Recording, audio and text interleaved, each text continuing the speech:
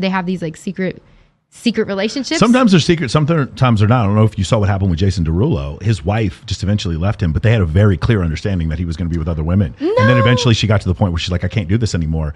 And it was like, and everyone in the comments sort of turned on her. They were like, you were fully aware that he was doing this, and the fact that you're going to take his kids away from him. Now, again, I can see things from both standpoints, but a lot of times they're just honest about it. You know what I'm saying? And then this same thing happens. She agreed that he could be with other women. They were fully aware that he was with other women before they got married. Yes, and she agreed to that. And it's Jason fucking Derulo. Yes, she was fully aware. It's like you're marrying future. But like, there's just got to be a time where you just put it down. You know what I mean? Do you want to have this discussion? Because I don't think there is. I think men are as faithful as their options. I do.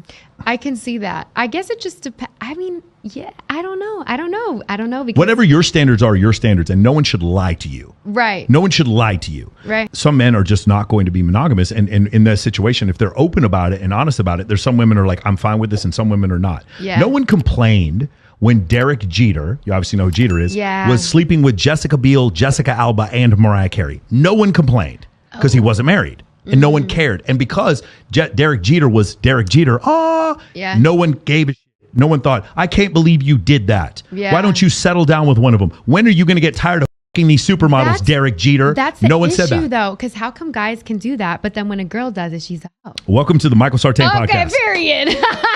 So she's not. So it's not that she. So we'll back it up. None of this is my opinion. We're going to start with that book right there, which is the Evolutionary Psychology textbook by Dr. David Buss. Mm-hmm. He has a PhD from Berkeley. He did a study back in 1989. It's been replicated since then, and there were 37 different cultures, and these cultures have nothing to do with each other. Mm-hmm. What happened was, behavioral psychologists believed what we would find is that men and women would be different in different societies. Mm-hmm. What evolutionary psychologists believed is that they would be exactly the same because their proclivities came from genetics. Does that make sense? And what do you think happened?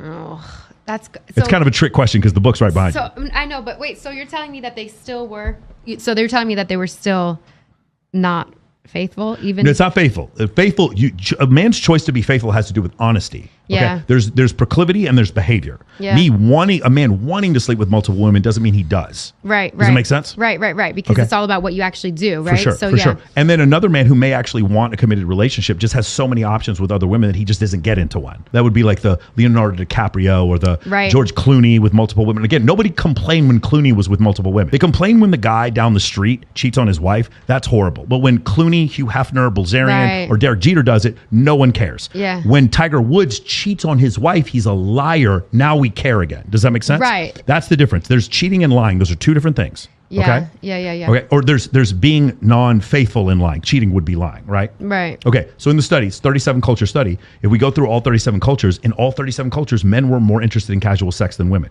It wasn't a cultural thing. It was a genetic thing. Okay. Oh. Women were always interested in men who were taller than them.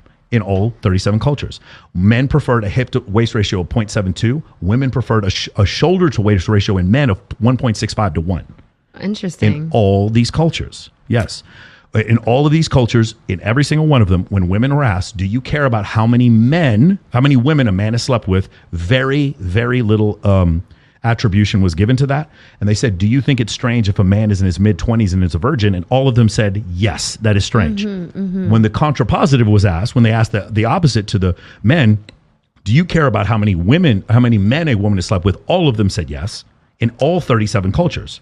It's a double standard. No, we're not saying it's not a double standard. I'm just explaining to you that the double standard exists because of genetics and not because of culture. 100% it's a double standard. I'm not saying you're wrong, but evolutionary psychology, just like physics is not a discussion of morality. Physics is a discussion of what is or isn't. Right. Evolutionary psychology is a discussion of what is or isn't. It's not a function of morality.